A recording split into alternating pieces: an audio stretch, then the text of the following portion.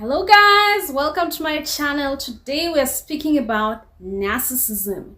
Narcissists, those people who don't like it when others have a sense of self, when others show their creativity. They want everything about you, everything about a person to be about them.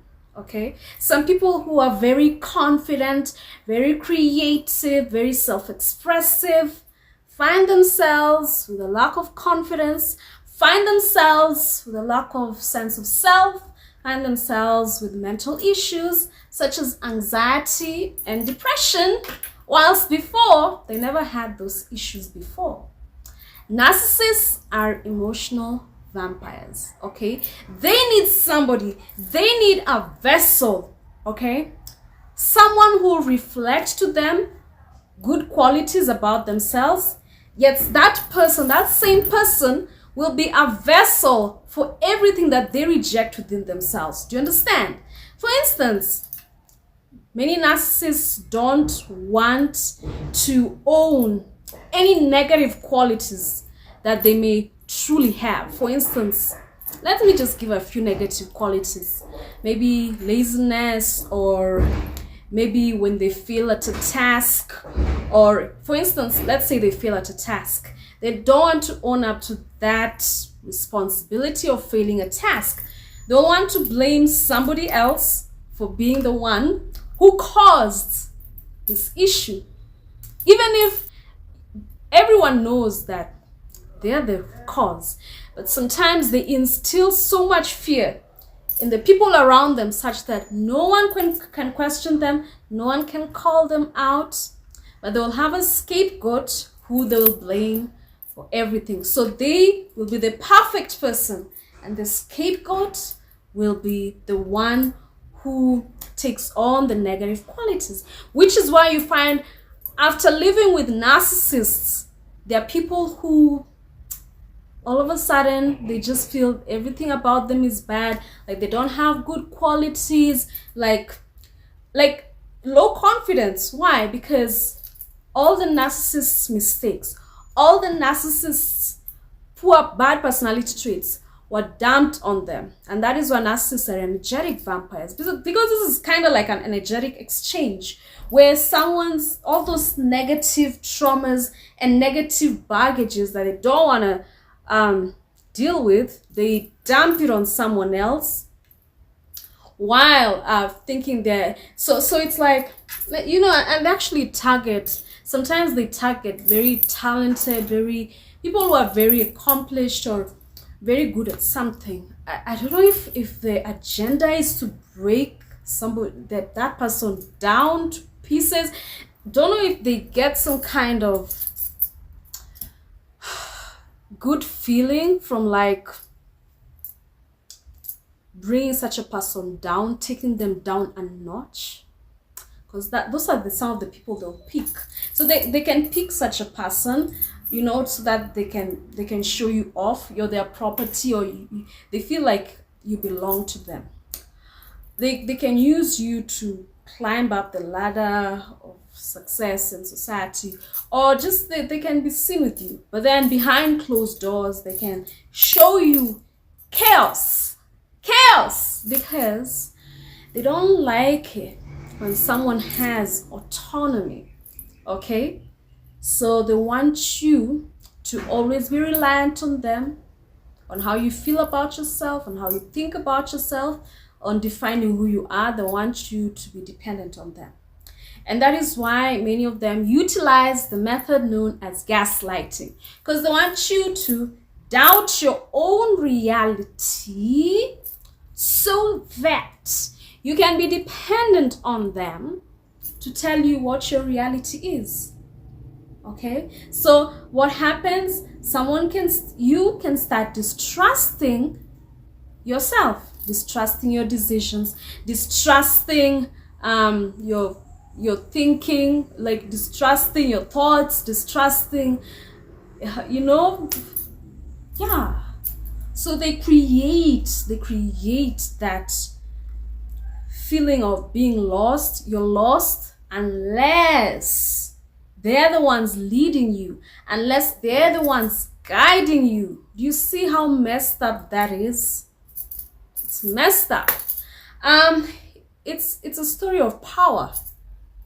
And people who have narcissism don't know their own power unless they are controlling somebody else. So if they're in a relationship with somebody who is very independent, who does not rely on them, then they feel like they do not have power. They feel a lack of power within them. They need someone who relies on them, someone who depends on them for approval, for validation, to make their decisions, etc. It is so weird. All right.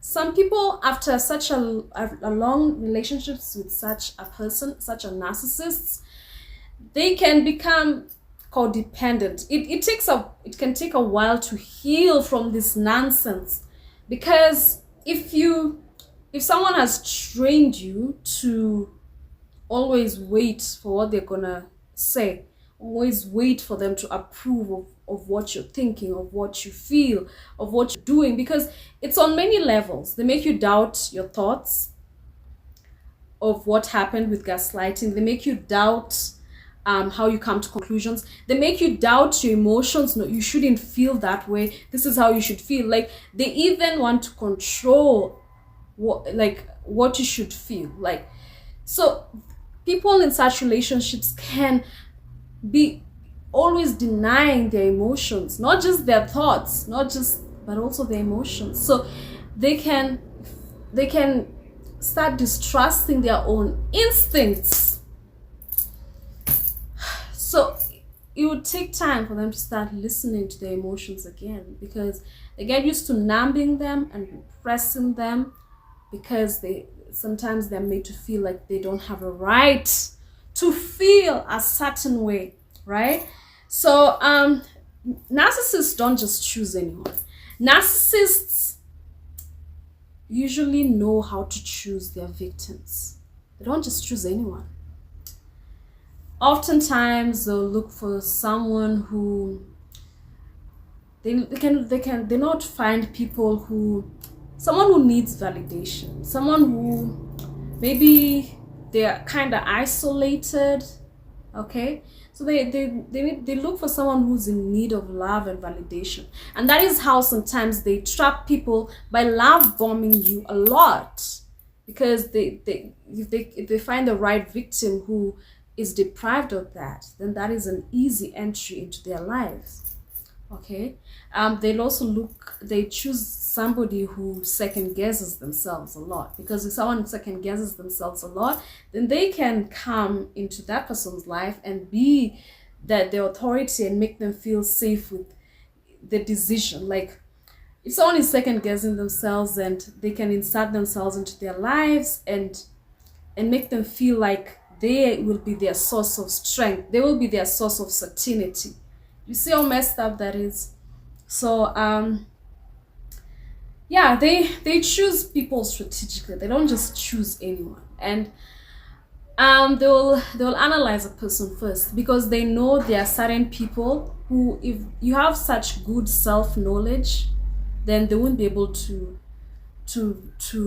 manipulate you. So they don't want to waste time on that. They want someone who reflects to them exactly what they want, someone who will be that kind of blank page where they can just tell you this is who you are. They don't want someone who's strong in their identity.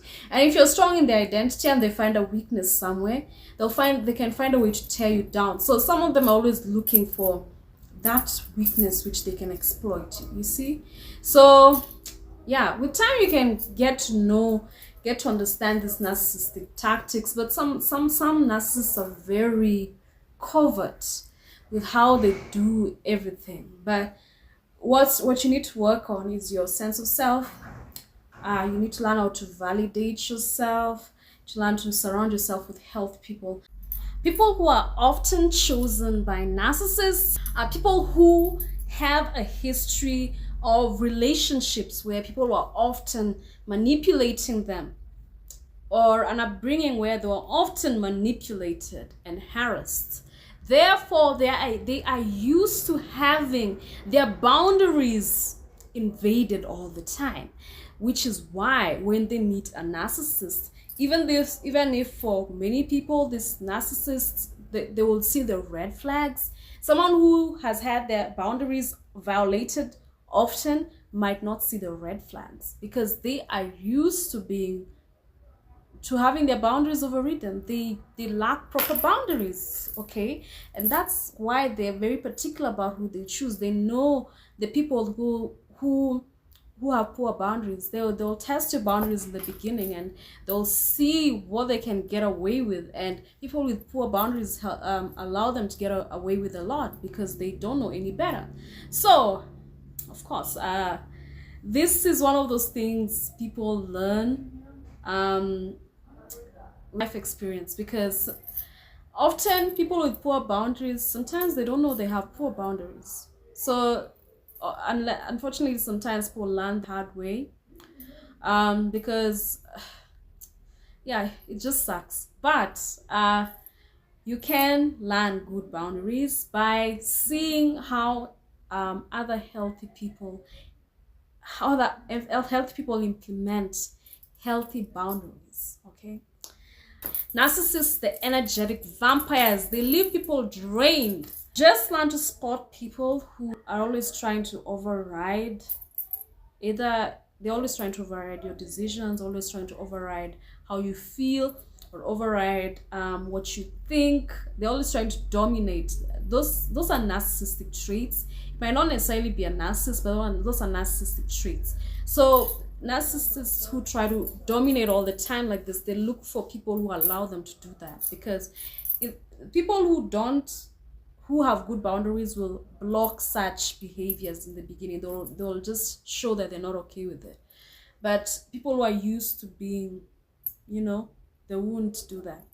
So guys, join me next time. Next time I'll be covering either a topic on the same or another topic. I like covering topics on mental health and the human mind. Thanks for stopping by on my channel. I'll see you guys later. Bye.